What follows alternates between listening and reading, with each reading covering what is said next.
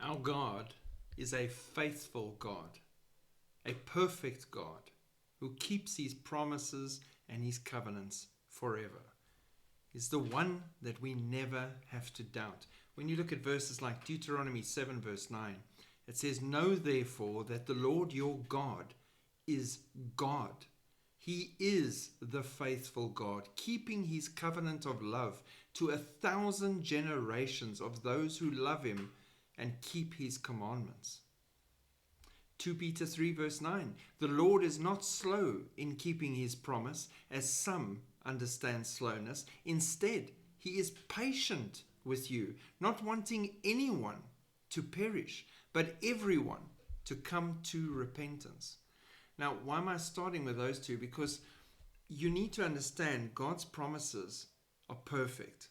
He will fulfill them. He is not deceitful. He is not a liar. He's not slack in forgetting things. What he says he will do, he will do. And what he said he would do already, he has already done. He is perfection. We need to trust in him and his timing. Now, there's two promises I want to leave with you today that are beautiful promises for you and for me right now. The first one, if we go to Acts chapter 1, we read from verse 9 to 11. It says, "Now when he had spoken these things, while they watched, he was taken up, and a cloud received him out of their sight. And while they looked steadfastly towards heaven as he went up, behold, two men stood by them in white apparel, who also said, 'Men of Galilee, why do you stand gazing up into the heaven? This same Jesus who was taken up from you into heaven will so come in like manner as you saw him go into heaven.'" He is coming again with the clouds. The same way he left, he will return. Promise. Then we go to John 14, verse 1 to 3. "Let not your heart be troubled. You believe in God. Believe also in me." Jesus speaking. "In my Father's house are many mansions. If it were not so, I would have told you.